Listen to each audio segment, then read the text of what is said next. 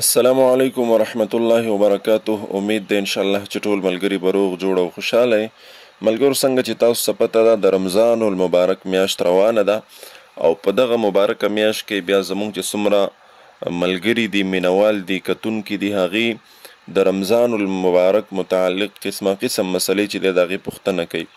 نو زمونږ طریقه کار څه داسې دی چې د کمې مسئلې پوښتنه زیاته وشي او مونږ ضرورت محسوس کو چې یاره اوس دغه مسئله چې دا پبلیک کول پکار دي او دا په دې باندې ویډیو پیغام جاری کول پکار دي چې نورو ملګرو ته هم فایده ورسیږي. او دا نننۍ مسئله چې کومه مونږ تاسو سره شریکو نو دا ډیره اهمه مسئله ده.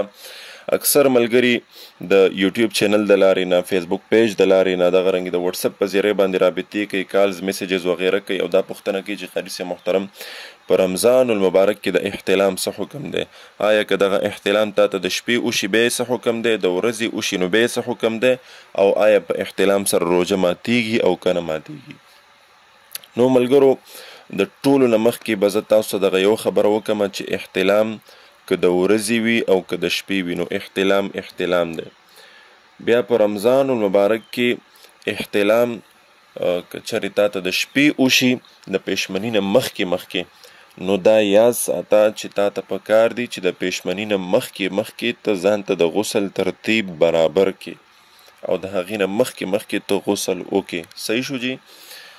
او بیا د غسل طریقه به انشاءالله زه په روان کلیپ کې، راتلونکي کلیپ کې بیا د رمضان المبارک چې کوم غسل دی د هغې طریقه به ټول هغې کې بیانوم انشاءالله. موږ سره تاسو اوسئ. او دویم دا دی چې د ورځې که چېرته تاته احتلام وشو نو د ورځې احتلام که وشو نو بیا هم تاته ضروري ده، پکار دی چې ته غسل وکړي. د ټولو نه مخکې دا خبره واورئ چې په احتلام سره غسل چې دی کول پکار دی، خو روزه چې ده دا نه ماتیږي په احتلام سره. که ته شیطان په خوب کې دوکه کړي، شیطان تا راغلو، تا ته احتلام وشو، هغه که د ورځې دی په حالت د روژه کې او که د شپې دی نو په دې سره ستا روژه نه خرابیږي نه ماتیږي ورسره. صحیح شو جی؟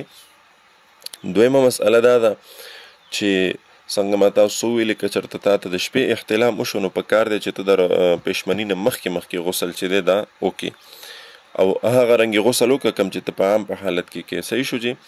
دویم دا دی چې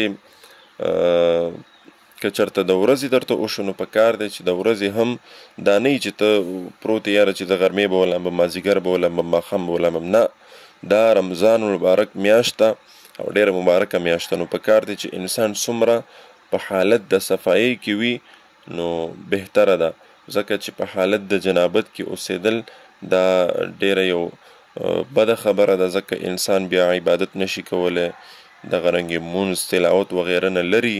نو پکار دی چې څومره زر تر زره غسل وشي نو دا بهتره. نو امید ده انشاءالله چې د احتلام متعلق به تاسو په دې اهم مسئله باندې پوه شوي یئ چې په احتلام سره چې دی غسل چې دی دا به کې خو روژه چې ده دا نه ماتیږي ورسره. اکثر خلک داسې هغې ته احتلام وشي، موږ سره اکثر ملګرو رابطې وکړې، احتلام ورته وشي بس دا د ځوان بچي راولګېږي چې موسکي، ناشته مو وکړي، روټۍ، اوبه، شربت، هر څه وکړي و یاره زما روژه ماته شوه. نو په احتلام سره روژه نه ماتیږي، ځان ته به لارې نه اسانوئ. صحیح ده چې نو احتلام سره چې دی روژه نه ماتیږي او چې احتلام درته وشو تر ماښامه پورې به څنګه چې عام حالت کې سړی روژه رسوي همدغه رنګې روژه به رسوي او دې سره روژه نه خرابیږي. صحیح ده جی؟ او انشاءالله العظیم د غسل اسانه طریقه چې دی هغه به زه په راتلونکي کلیپ کې تاسو بیانوم.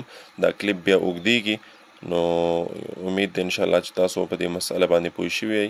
الله رب العزت دې موږ ته په رمضان المبارک کې د ډیرو بهترینو او الله ته نږدې چې کوم عبادتونه ذکر اذکار دی الله دې موږ ته هغې باندې د عمل کولو توفیق را نصیب کړي او الله رب العزت دې زموږ حامی، ناصر او مددگار شي. السلام علیکم ورحمت الله وبرکاته. عربية حسبي بأنك منطقي وبياني، عربية قلبي وروحي أحرفي.